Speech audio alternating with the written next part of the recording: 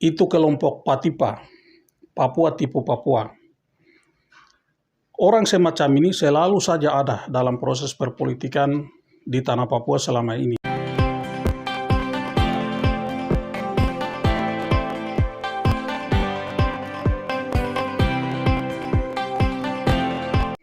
Saudara dan saudari sekalian yang saya hormati, berjumpa lagi bersama saya, Yakobus Dumupa.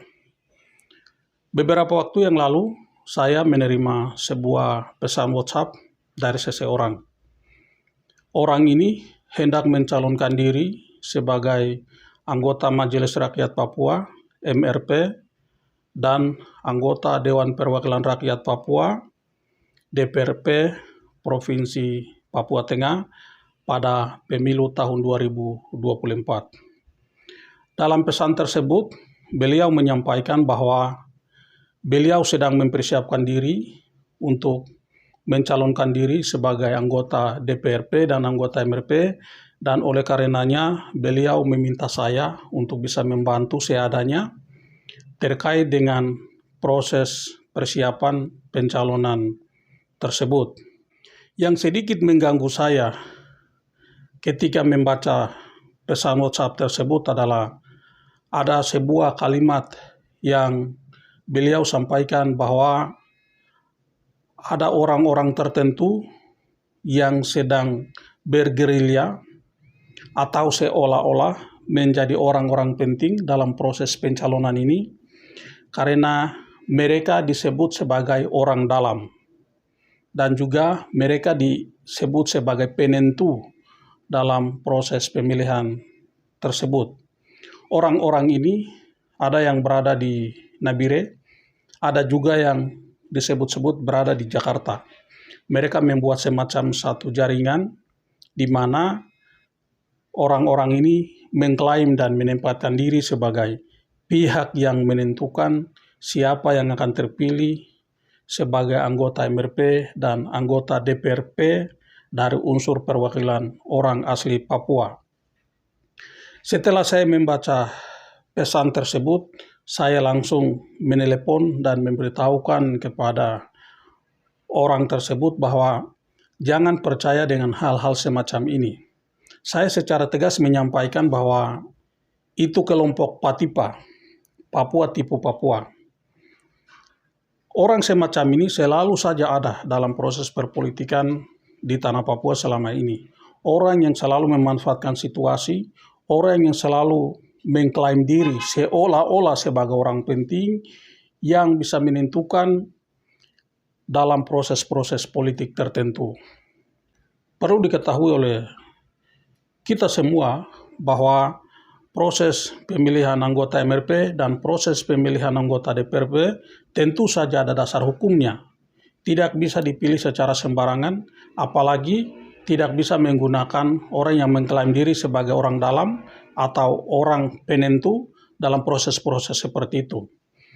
Tentu saja akan ada peraturan yang menjadi dasar pelaksanaan pemilihan tersebut. Dan saya kira peraturan gubernur akan menjadi dasar pemilihan anggota MRP dan anggota DPRP.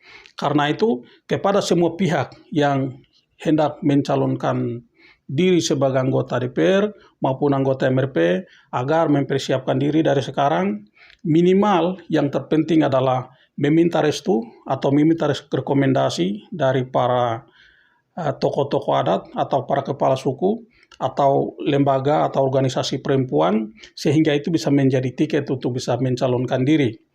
Dan terkait dengan persyaratan-persyaratan lain tentu saja akan diatur dalam peraturan gubernur tersebut. Dan saya ingin berpesan sekaligus saya ingin mengecam pihak-pihak yang selama ini bergerilya memanfaatkan situasi politik untuk menipu orang Papua tipu orang Papua agar hal-hal semacam ini harus dihentikan.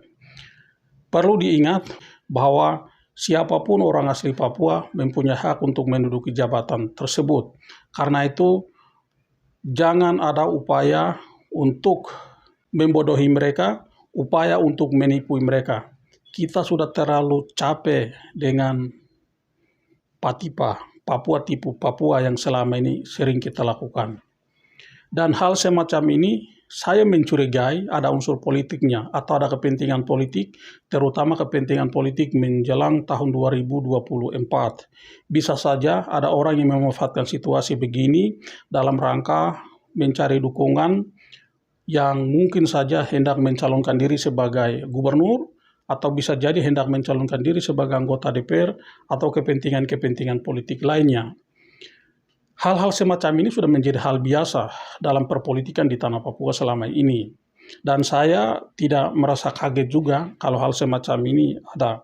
Tetapi hal semacam ini bila perlu kita hindari sedini mungkin, karena saya melihat ada potensi konflik yang sangat besar.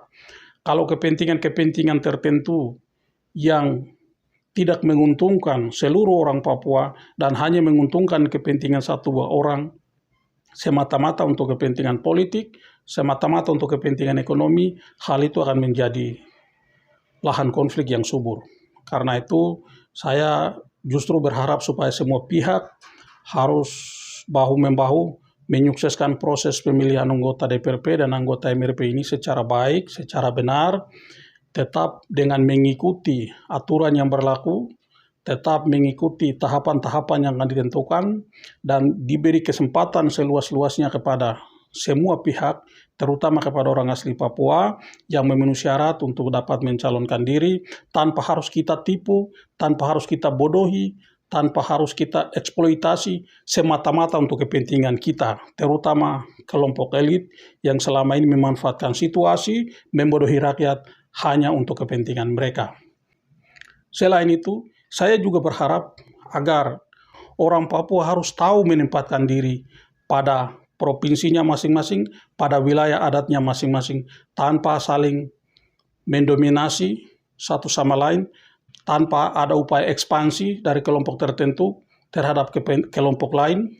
Dan selalu saya sampaikan bahwa adanya pemekaran ini sudah membagi orang Papua dalam kandang wilayah adat masing-masing, dalam kandang wilayah pemerintahannya masing-masing. Karena itu, misalnya, orang dari wilayah Mepago di Provinsi Papua Tengah tidak perlu melakukan ekspansi ke provinsi lain, ke wilayah adat lain, misalnya ke Papua Selatan, wilayah adat Animha. Begitu juga, mereka yang dari wilayah adat Lapago, Provinsi Papua Pegunungan, tidak perlu melakukan ekspansi, tidak perlu melakukan pembodohan, tidak perlu melakukan upaya-upaya dominasi untuk menjajah orang di wilayah Mepago atau Provinsi Papua Tengah. Hal-hal ini perlu dari sekarang disadari oleh semua pihak, sehingga kita tidak menjadi orang yang saling menjajah antar sesama orang Papua. Karena itu hal yang saya takutkan selama ini. Saya kira pesan-pesan saya ini bisa diterima, dan saya harus menyampaikan ini secara terbuka dan dengan tegas untuk kepentingan bersama ke depan, agar apa yang menjadi cita-cita dari pemekaran provinsi di tanah Papua itu dapat terwujud, yaitu terciptanya kesejahteraan bagi orang Papua. Tapi kalau permainan-permainan buruk dalam politik seperti ini masih terus ada sampai sekarang, maka cita-cita itu akan terus menjadi mimpi sampai kapanpun juga. Sekian, terima kasih, dan Tuhan memberkati kita sekalian.